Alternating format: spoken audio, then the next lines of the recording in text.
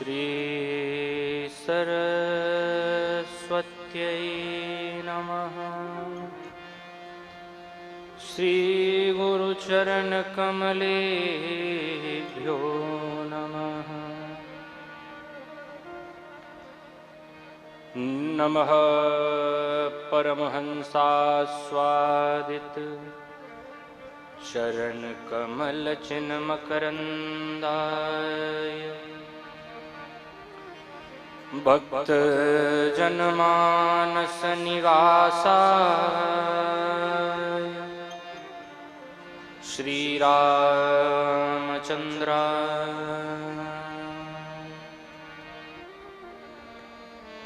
ध्येयं सदा परिभवग्नमभीष्टदोहम् तीर्थास्पदं शिवविरिञ्चिनुतं शरण्यम् भृत्यार्तिहं प्रणतपालभवाब्धिपूतम् वन्दे महापुरुषते चरणारविन्दम्।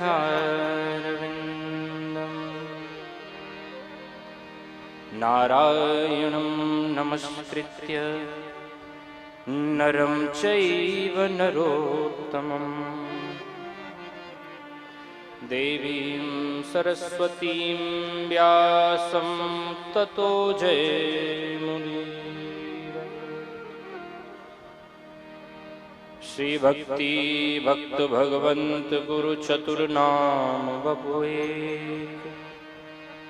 इनके पद वंदन किए नाशे विघ्न।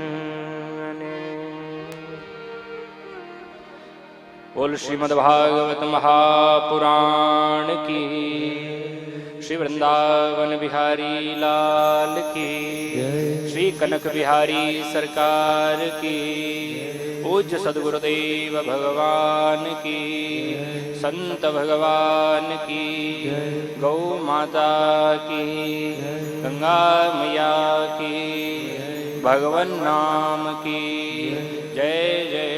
श्री राधे।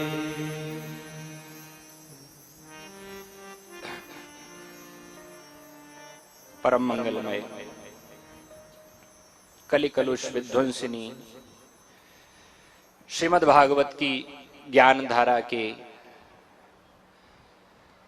पंचम सत्र में आपको लेकर चलूं उससे पहले 2 मिनट के लिए भगवान नाम गुनगुनाएंगे, क्योंकि समय की मर्यादा है तो केवल 2 मिनट ही आपसे प्रेम से सब भगवान का नाम गावें। जय राधे कृष्ण गोविंद, जय राधे कृष्ण गोविंद गोपाल राधे माधवा। जय राधे कृष्ण गोविंद गोपाल राधे माधवा। जय राधे कृष्ण गोविंद गोपाल राधे माधवा। राधे कृष्ण गोविंद गोपाल राधे माधवा। गोविंद राधे माधवा। राधे माधवा। गोविंद राधे माधवा। राधे माधवा। गोपाल राधे माधवा। गोपाल राधे माधवा। जय राधे कृष्ण गोविंद गोपाल राधे माधवा। जय राधे कृष्ण गोविंद गोपाल राधे माधवा। जय राधे कृष्ण गोविंद गोपाल राधे माधवा। राधे कृष्ण गोविंद गोपाल राधे माधवा। गोविंद राधे माधवा। गोविंद राधे माधवा। गोविंद राधे माधवा। गोविंद राधे माधवा। गोपाल राधे माधवा। गोपाल राधे माधवा। गोपाल राधे माधवा। जय राधे कृष्ण गोविंद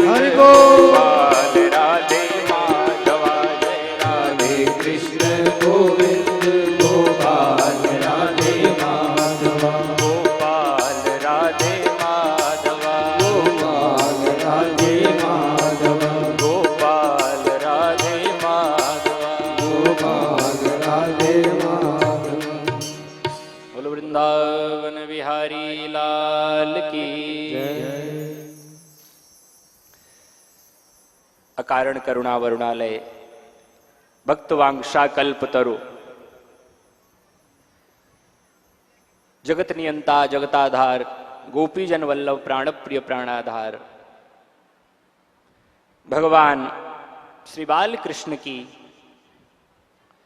वांगमय स्वरूप की चर्चा श्रीमद् भागवत की दिव्य कथा सरिता का पिछले 4 दिन से आप आनंद ले रहे हैं।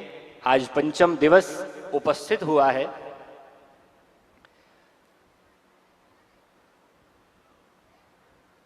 आप सबके समक्ष यहां बैठने में भी मुझे थोड़ा संकोच लग रहा था। मन की बात बता रहा हूं, क्योंकि यहां की मिट्टी में, इस गांव की मिट्टी में कलागरा से जो लोग आए थे उनको मैं बता रहा था, मैंने कहा इस चौपाल पर क्रिकेट हमने खूब खेला है जम के अपने समय में। तो ऐसा यह पावन मेरी जन्मस्थली जन्मभूमि, राम जी जब लंका पे राम जी ने जब चढ़ाई कर दी तो लक्ष्मण जी ने थोड़ा सा रावण को मारने के बाद राम जी से थोड़ा आनंद लिया। क्या कहा? बोले भैया सोने की लंका है और अयोध्या तो अपनी ईंट गारे की है, तो आप कहो तो अयोध्या छोड़ के यहीं सेटल हो जाए। ये स्वर्ण की धरती है और हमारा तो साधारण है।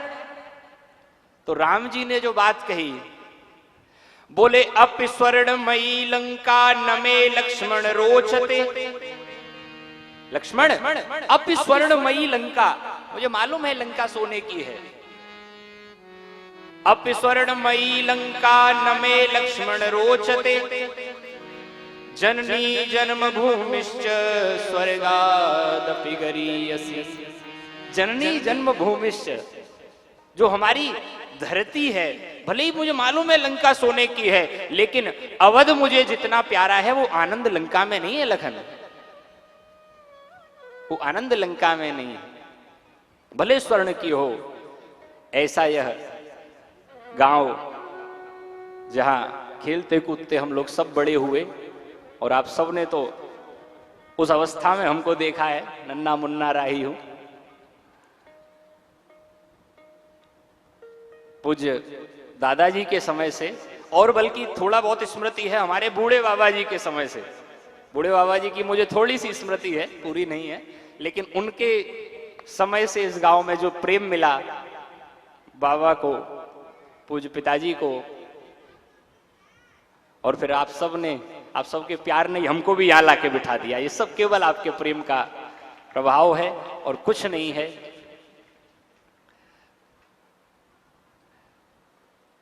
मुख्य यजमान के रूप में विराजमान अब ऐसी, क्योंकि स्थान की मर्यादा, व्यासपीठ की मर्यादा अलग है, बाकी तो संबंध उल्टा है। यहां से नीचे उतर के संबंध उल्टा है भैया। तो ऐसे आदरणीय यजमान परिवार, आप सब अग्रज, हमारे दादा स्वरूप, चाचा स्वरूप, मामा स्वरूप, सब यहां विराजमान हैं। अधिक भूमिका बनाऊंगा नहीं, क्योंकि समय की पहले ही लिमिटेशन है। तो जैसी कल चर्चा आप सबने सुनी है, कल विश्राम हुआ है नंद जी के यहां, नंदोत्सव का कल आनंद हो रहा था।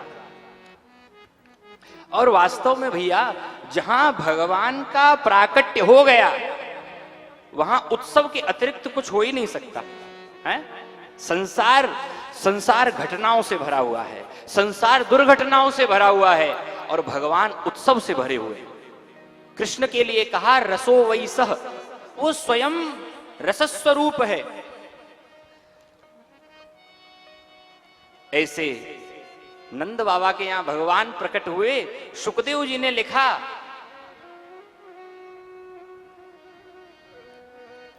नंदस्त्वात्मज उत्पन्ने जाता लादो महामना भागवत में लिखा है नंदोत्सव का 18 श्लोकों में वर्णन किया सुखदेव जी ने। 18 श्लोकों में नंदोत्सव का वर्णन किया। और भागवत में टोटल श्लोक कितने हैं? 18,000।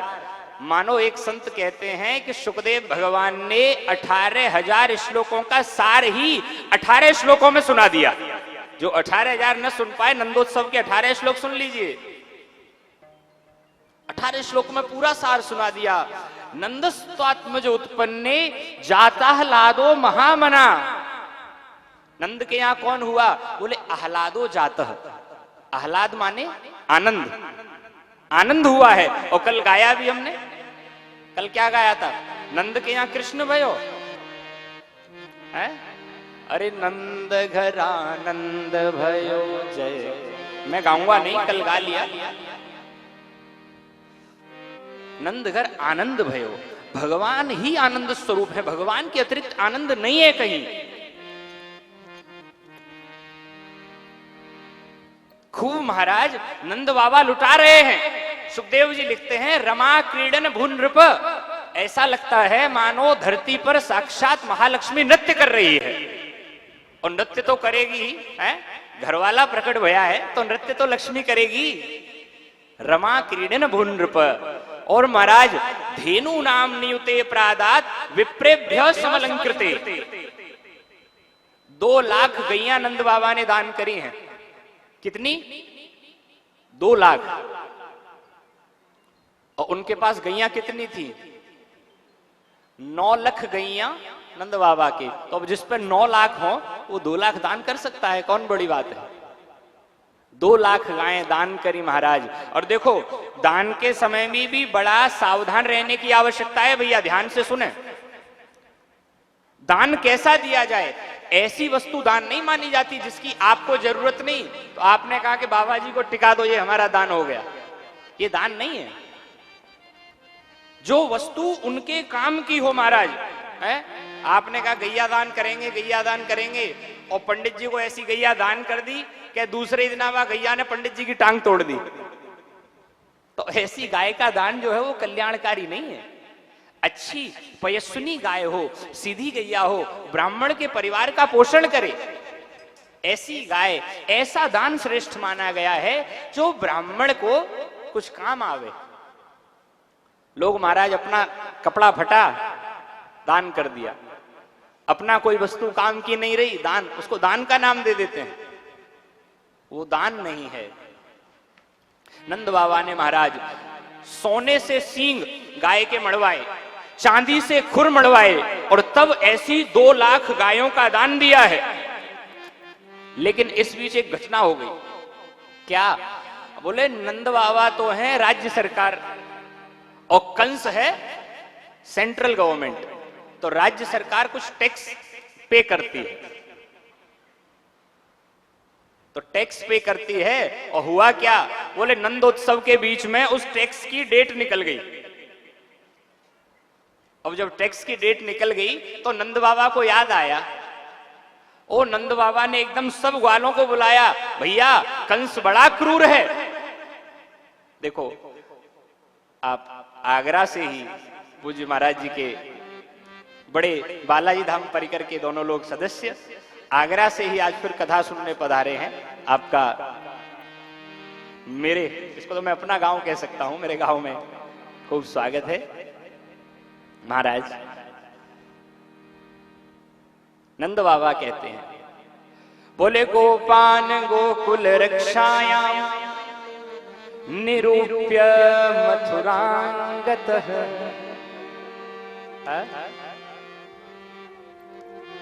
नंदः कंसस्य वार्षिक्यं करम दातुं कुरुद्वः। ए परीक्षित, गोपान गोकुल रक्षायाम, सब गोपों को तो नंद बाबा ने कहा भैया देखो मेरो लाला तैसो तुम्हारो लाला, तो तुम तो मेरे लाला की ने खिलाओ और मैं अभी जाके और कंस का टैक्स देके आता हूं, कंस का कर भर के आऊं। नंद बाबा तो यहां से चले और सुखदेव जी लिखते हैं नंद बाबा तो चले मथुरा की ओर और मथुरा से एक देवी जी चली गोकुल की ओर है। ये भगवान की मानो दूर की मौसी है, क्योंकि कंस मामा है और कंस की मुंह बोली बहन है। कौन है? बोले कंसे न प्रहिता घोरा पूतना बाल घातिनी शिशुश्चार निघ्नन्ति पुरग्राम ब्रजादिषु। कंसे न प्रहिता घोरा पूतना बाल घातिनी, बच्चों की हत्या करती है, बच्चों को मार करके उनका रुधिर पान करती है, ऐसी दुष्टा पूतना। क्योंकि कंस ने मीटिंग बुलाई ना कैसे किया जाए निराकरण, तो महाराज कंस ने भेजा इसको। इसने कहा भैया चिंता मत कर, मेरा नाम ही है पूतना, है किसी के पूत को मैं रहने ही नहीं दूंगी। चली, और यहां से जब चली महाराज, तो इसने देखा कि नंद भवन में तो बड़ी सुंदर सुंदर सज धज के गोपियां जा रही हैं, और इसका शरीर तो राक्षसी शरीर, ऐसा राक्षसी शरीर। बोली इस स्वरूप से तो मैं भीतर घुस नहीं पाऊंगी। तो इसने माया में बड़ी निपुण है, इसने माया से ऐसा रूप बनाया कि जो ब्रज की गोपियां थीं वे भी एक दूसरे को महाराज देखने लगी। बोले ये देवी जी कहां से पधारी, अपने गांव की गोपी तो लगती नहीं है ये, है? और माताओं को वैसे भी थोड़ा सा होता है, अपने से बढ़िया कोई सजी धजी दिख जावे तो थोड़ा सा उसकी तरफ दृष्टि चली जाती है। पूतना यहां से चली, ऐसा दिव्य स्वरूप बनाया। सुखदेव जी लिखते हैं गोप्यः श्रियं द्रष्टुमिवागतां पतिं। गोपियों को ऐसा लगा मानो अपने पति नारायण का दर्शन करने के लिए साक्षात महालक्ष्मी गोकुल में आ गई है। इतना सुंदर स्वरूप बना लिया पूतना ने, साक्षात महालक्ष्मी। और वैसे भी हम वृंदावन में पढ़े तो गुरुदेव ने बड़ा सुंदर एक श्लोक बताया कि 5 वकार लोगों को याद रखने चाहिए, प्रत्येक मनुष्य को। ये 5 चीजें अगर रखोगे तो हर जगह आपको सम्मान मिलेगा। क्या? पूतना ने ये श्लोक पढ़ लिया था, देखो बुरे लोग भी पढ़ लेते हैं। वस्त्रेण वपुषा वाचा विद्यया विनयेन च।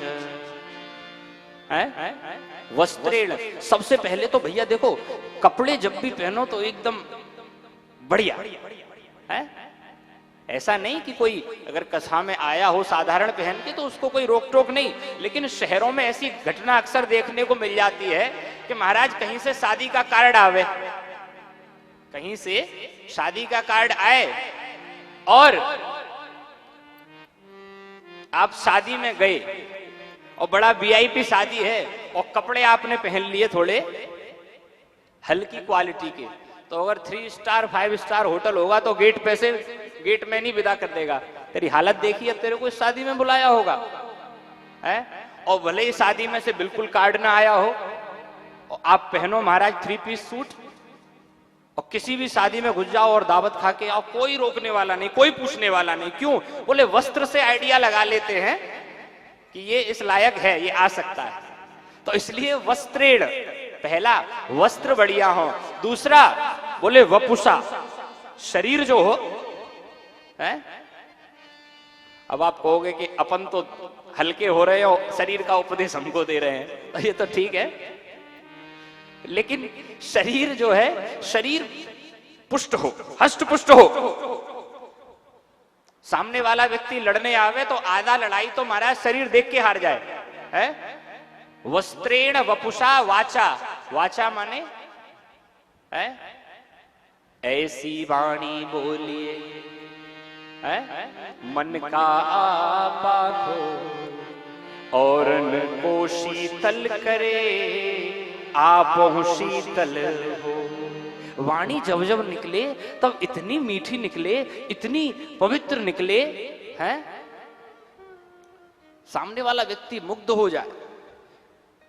भैया जगह जगह आभूषण पहन लेते हो, माताओं के पास कान के भी आभूषण हैं, नाक के भी आभूषण हैं, हर अंग के लिए आभूषण है, लेकिन भर्तृहरि कहते हैं वाग भूषणम भूषणम, वाणी का आभूषण क्या है? मीठी बोली हो, बोली पवित्र हो, यही वाणी का आभूषण है। कितने हो गए, कितने वकार हो गए, कोई गिन रहा है? वस्त्रेण वपुषा वाचा विद्यया, विद्या, आपकी विद्या कभी व्यर्थ नहीं जाएगी, विद्या कभी व्यर्थ नहीं जाएगी, आप कहीं भी कर लो, विद्या को पुष्ट रखिए, विद्या श्रेष्ठ हो। और लास्ट बोले विद्या विनयेन च, और विद्या अगर वास्तव में सच्ची विद्या होगी तो विद्या ददाति विनयम विनयात याति पात्रताम, तो विद्या अगर श्रेष्ठ होगी तो विनय तो स्वयं भीतर आ जाएगा। ये 5 वकार जिसके पास हैं, वस्त्र बढ़िया हो, शरीर बढ़िया हष्ट पुष्ट हो, वाणी श्रेष्ठ हो, विद्या हो और विनय हो, ये 5 वकार जिसके भीतर हैं, वकारई पंचभी युक्तः नरो भवति पूजितः, ऐसा व्यक्ति समाज में हर जगह पूजित है, हर जगह उसका सम्मान है। पूतना मानो श्लोक पढ़ आई, सो ऐसा महाराज उसने मेकअप किया है, ऐसा स्वरूप बनाया, गोपियों को लगा मानो गोप्य श्रियम, मानो साक्षात लक्ष्मी जी आ गई, और लक्ष्मी जैसा स्वरूप धारण करके पूतना नंद भवन में घुसी। और नंद भवन में जो पूतना घुसी, अरे यशोदा बहन, अरे मैंने जब से सुनी तेरे लाला भयो है, अरे मुझसे तो 1 सेकंड का भी रुका नहीं गया, सुनते ही दौड़ी चली आई। और महाराज यशोदा ऊपर से नीचे देख रही है, ये मेरी कौन सी बहन है, इसको तो मैंने कभी देखा ही नहीं। पर लेकिन देखो यशोदा का अर्थ क्या है, यशम ददाती सा यशोदा, जो दूसरे को सदा सर्वदा यश प्रदान करने का प्रयत्न करे, उसका नाम, किसी को कोई हर्ट न हो जाए मेरे द्वारा, किसी का मेरे द्वारा मन दुखी न हो, उसका नाम यशोदा है। तो पहचान नहीं पाई कौन है, लेकिन फिर भी बड़े प्रेम से बोली, अरे बहन ये सब तुम्हारे आशीर्वाद को ही प्रताप है, जो या बुढ़ापे में ये खुशी को दिन देखो है। अरे तू ऐसा कर, मेरो लाला पालना में है, तू जब तक बाकू खिला, मैं जरा सब रिश्तेदारों को निपटा के फिर तेरे साथ प्रेम से बैठूंगी। अब पूतना तो इसी मौके की ताक में थी, पूतना चली पालने की ओर, और पालने की ओर, क्योंकि एक प्रसंग में भागवत का ही इसलिए सुना रहा हूं क्योंकि फिर समय व्यासपीठ पे कम रह जाता है, तो कुछ प्रसंग कट करने पड़ते हैं, तो इसलिए एक आध मैं वहां से कम किए देता हूं। महाराज पूतना चली पालने की ओर, पालने में पड़े भगवान की ओर जो पूतना की दृष्टि पड़ी, और भगवान की दृष्टि जैसे ही पूतना पे पड़ी, सो ही भगवान ने नेत्र बंद कर लिए, आंखें बंद कर ली। अब ये आंखें बंद भगवान ने करी, इस पे भी संतों ने कई भाव दिए, बड़े प्यारे प्यारे भाव दिए। ये लगभग आपने सुना होगा बार बार प्रसंग, लेकिन बड़ा प्यारा प्रसंग है। एक संत कहते हैं, भगवान ने पूतना को देख के आंखें क्यों बंद की? एक ने कहा, बोले मानो भगवान ने सोचा हम धरती पर क्यों आए हैं, जब जब होई धर्म के हानि, बाढ़ई असुर अधम अभिमानी, तब तब हरिदर विविध शरीरा, हरि कृपा निधि सज्जन पीरा। मेरा अवतार हुआ है विनाशाय च दुष्कृताम, दुष्टों के विनाश के लिए, और लगता है इस शुभ काम का शुभारंभ मौसी जी से ही होना है। तो इसलिए पहले क्या किया जाए, बोले पहले भगवान गणेश का मंगलाचरण कर लिया जाए। है? कथा में हम लोग आते हैं तो पहले नेत्र बंद करके मंगलाचरण होता है, तो भगवान ने मंगलाचरण किया, बोले किसी शुभ काम की शुरुआत है, मंगलाचरण कर लेना चाहिए। एक संत ने कहा ये भाव नहीं है, तो बोले भाव ये है कि भगवान ने विचार किया, बोले हम तो ब्रज में आए थे माखन मिश्री खाने के लिए, है माखन मिश्री का भोग लगेगा, खूब मालपुआ छनेगा, खूब मलाई, और महाराज माखन मिश्री तो मिला नहीं, और ये मौसी जी जो है जहर पिलाने पहले आ गई। अब जहर पीने का अभ्यास अपना नहीं है, जहर पीने का अभ्यास किसको है? कालम महाकाल कालम कृपालम, है भगवान महादेव को याद किया, भोले बाबा अपना डिपार्टमेंट तो दूध दही वाला ही है, जहर पीने का काम तो आपका है, सो नेत्र बंद करके बुला रहे हैं, जरा आ तो जाओ। एक संत ने कहा ऐसी बात नहीं है। तो क्या बात है? बोले बात ये है कि दृष्टि का पात्र जो हो उसी पर दृष्टि डालो, देखने योग्य वस्तु को ही देखिए, अनर्गल वस्तु को मत देखिए। कल आपने व्यासपीठ से सुना अजामिल के चरित्र में, अजामिल ने दूषित दृश्य देख लिया है। पाप दो ही मार्ग से प्रवेश करता है, या तो यहां से करेगा और या नेत्रों से करेगा। तो पूतना की ओर भगवान ने देखा नहीं, बोले ये दृष्टि डालने लायक नहीं है। भगवान ने नेत्र बंद करके, भगवान याद कर रहे हैं घटना त्रेता की। बोले त्रेता में भी एक सुंदरी आई थी हमारे पास, है त्रेता में भी एक सुंदरी आई थी और नकली बन के आई थी, नकली बन के आई थी। शूर्पणखा आई थी, है? अब देखो गांव का तो मैं नहीं कह सकता हूं। शूर्पणखा का अर्थ क्या है? शूर्पणखा का अर्थ है सूप नखा, माने सूप जैसे जिसके नाखून हैं, ये बड़े बड़े सूप जैसे नाखून।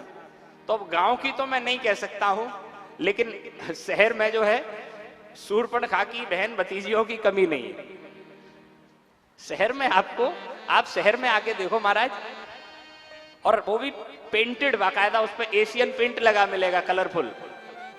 और एक फैशन और, पहले तो हमने देखा कि पांचों उंगलियों पे एक ही कलर का पेंट होता था, अब आजकल तो 5 उंगलियों पे। ये शहर वाले इस बात को साबित कर, पास कर रहे हैं इस बात को। इसमें तनिक भी मैं अतिशयोक्ति नहीं कर रहा हूं, ये बिल्कुल सही बात है। और कोई काम भी नहीं है हमारा, तो नौकरी कहीं करनी नहीं, तो बैठ के ऑब्जर्व करना है केवल लोगों को। तो यही ऑब्जर्वेशन रहा कि महाराज शहर में कमी नहीं। शूर्पणखा आई, और शूर्पणखा आई, शूर्पणखा ने भगवान से क्या कहा?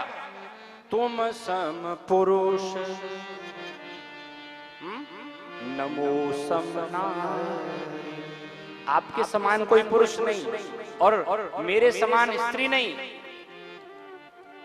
और मन माना कछु तुम ही निहार, माने भगवान के लिए भी, आप ध्यान से सुनो, भगवान के लिए भी शूर्पणखा ने कछु लगा दिया।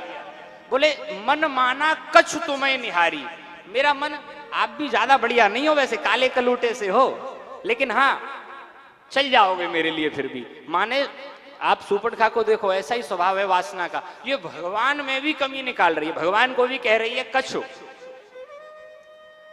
जब इसने महाराज अपना प्रस्ताव रखा तो भगवान ने भी सोचा, बोले ये कौन सी सुंदरी आई जिसने हमको फेल कर दिया है। जब हम मिथिला गए तो सब मिथिलावासी नारियां पागल हो गई थी हमारे पीछे, और ये कौन सी सुंदरी है जिसने हमको फेल कर दिया। तो एक बार भगवान को पूतना की ओर देखना तो चाहिए था कि ये कौन है जिसने हमें फेल कर दिया, लेकिन नहीं। गोस्वामी जी लिख रहे हैं, सीता चित कही प्रभु बाता, सीता चित कही प्रभु बाता, सीता चित ही कही प्रभु बाता, सीता चित कही प्रभु बाता, सीता चित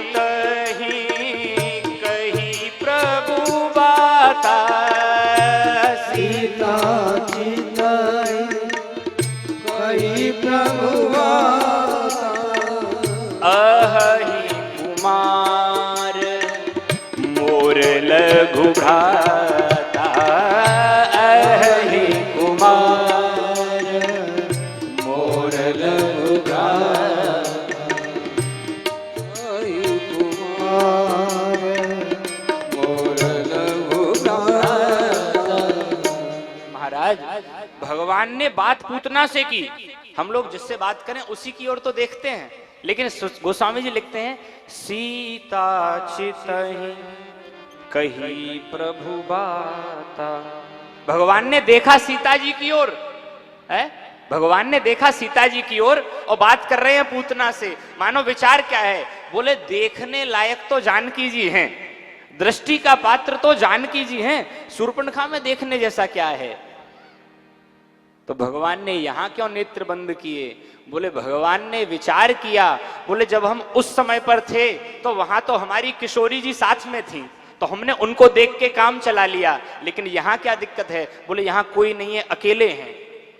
और जब अकेले हैं तो भले ही नेत्र बंद कर लो, लेकिन कुव्यक्ति पर दृष्टि मत डालो, जो पात्र नहीं हो उस पर दृष्टि मत डालिए। भगवान ने नेत्र बंद किए। और भी अनेक भाव हैं, लेकिन अगर भाव में ही अटका रहा तो घड़ी बहुत तेज भाग रही है। भगवान को पूतना ने यहां उठाया।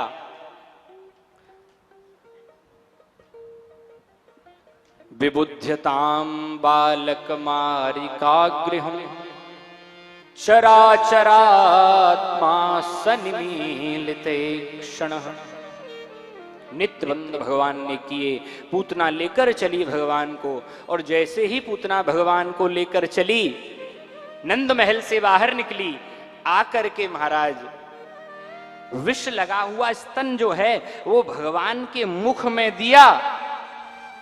और वो विष लगा हुआ स्तन जैसे ही भगवान के मुख में पूतना ने दिया, आहा, सुखदेव जी ने लिख दिया कि गाढ़म कराभ्याम भगवान प्रपेट्य तत् प्राणै समम रोष समन्वितो पिबत समुंच मुंचालमिति प्रभाषिणी निष्पीड्यमानाखिल जीवमर्मणि। गाढ़म कराभ्याम, जो अपना स्तन महाराज भगवान के मुख में दिया, एकदम भगवान ने प्राणै समम रोष समन्वितो पिबत।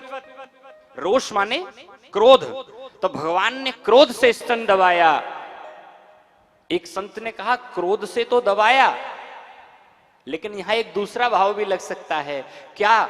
बोले भोले बाबा को भी तो याद किया था, भोले बाबा को भी याद किया था। और भोले बाबा किसके देवता हैं? क्रोध के। भोले बाबा क्रोध के देवता हैं। तो प्राणै समम रोष समन्वितो पिबत, माने रोष समन्वित माने भगवान अकेले नहीं पी रहे हैं, साथ में भोले बाबा भी पधार गए हैं। दूध दूध तो भगवान पीते जा रहे हैं और विष का पान आकर के भगवान महादेव कर रहे हैं। भोले बाबा विष पी रहे हैं और दूध भगवान पीते जा रहे हैं। महाराज दूध पिया है,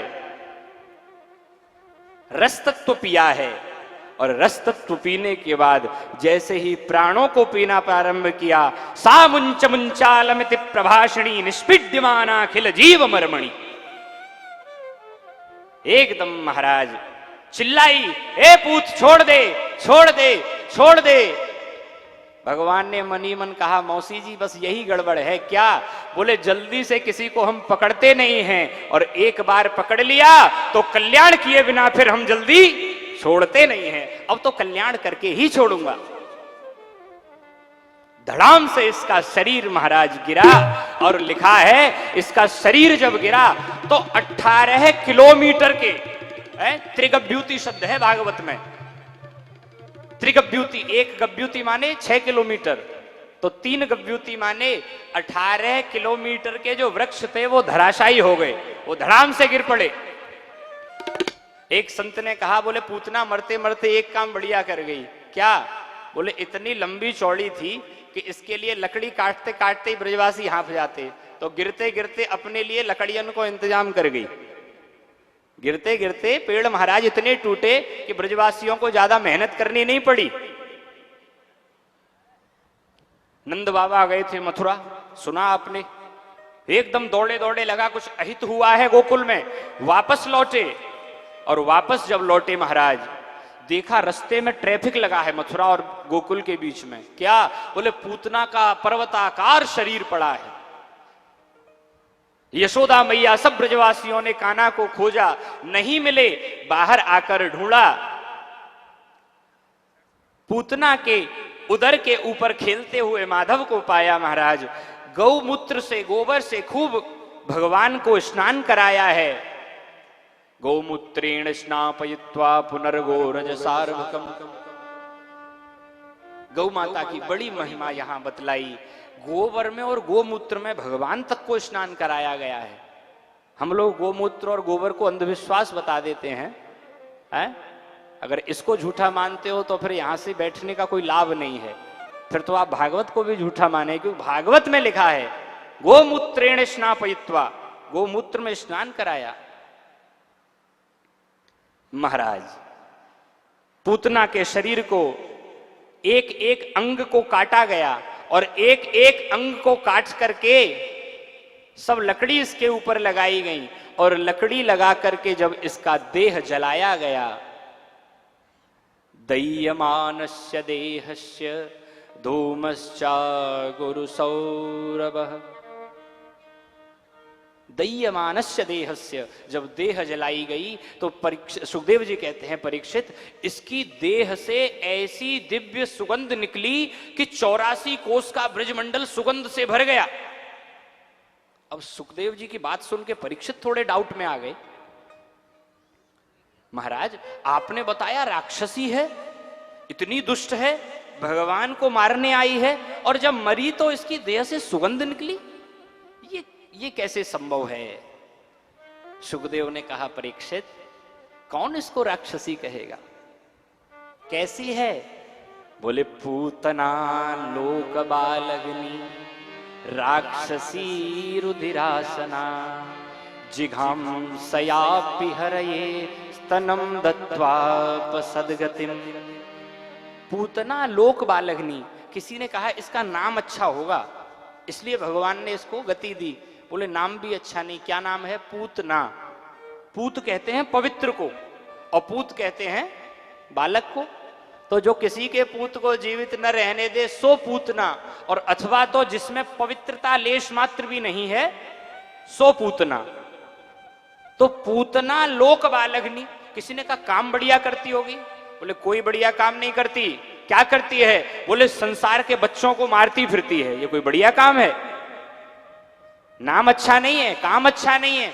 बोले कुछ कुल अच्छा होगा, अच्छे कुल खानदान की है इसलिए भगवान ने कहा कल्याण कर दो।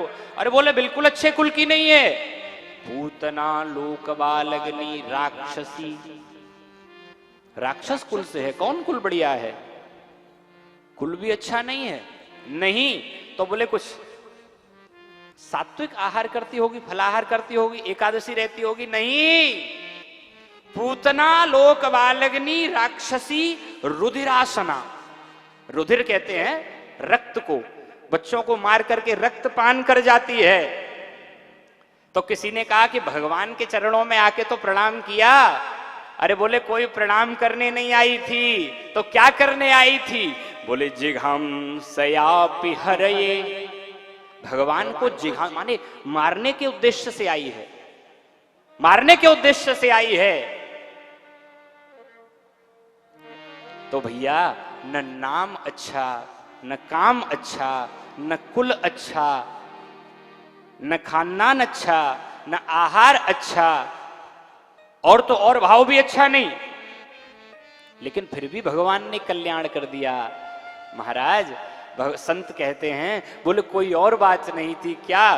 केवल बात इतनी सी थी, भगवान ने विचार किया। बोले भले ही मुझे मारने के उद्देश्य से आई है, भले ही इसका भाव ठीक नहीं है, लेकिन काम तो इसने मेरी मौसी वाला, मेरी मां वाला किया है, इसलिए इसको वही गति दूंगा जो गति मैं बाद में यशोदा मैया को देने वाला हूं। आज भगवान ने पूतना को मात्र गति प्रदान की है। इसको पूतना मर्दन नहीं लिखा, यहां लिखा पूतना मोक्ष। पूतना का भगवान ने यई तत्पूतना मोक्षम कृष्णस्यार्वकमद्भुतम श्रद्धया शृणुयात्यस्य कृष्णस्य लभते रतिम। माने जो इस पूतना मोक्ष की कथा को प्रेम से सुनते हैं, भगवान के चरणों में उनकी रति मति निरंतर लगी रहती है। बोलो पूतना मर्दना भगवान की। अब सही समय पे देखो पूज्य पिताजी का भी आगमन हो गया है, चर्चा भी यहाँ विराम लेती है। आप सब निरंतर भगवान की कथाओं में मन को लगाए हुए हैं, बड़े प्रेम से भाव से। अगर व्यासपीठ से आदेश रहा, आप सब लोगों की कृपा हुई तो और एक आध दिन प्रयास करेंगे इस जीव को थोड़ा सा मेहनत कराने की। आप सबका प्रेम भाव बना रहे। और सबसे बड़ी बात कि हम तो महाराज लगी में लगी हो गई है, क्योंकि इस गांव में कथा के आयोजन हो, ये बड़ी बात है। और साथ में दास को भी थोड़ी वाणी की सेवा करने का अवसर मिल रहा है। आप सब नित्य निरंतर, क्योंकि कलिकाल में वैसे ही बड़ा थोड़ा सा धार्मिक व्यक्ति, धार्मिक प्रवृत्ति बड़ी थोड़ी सी रह गई है। आप सब एक बार प्रेम से खड़े होकर के पूज्य पिताजी का स्वागत व्यासपीठ पर करें। जयकारा शेरावाली का।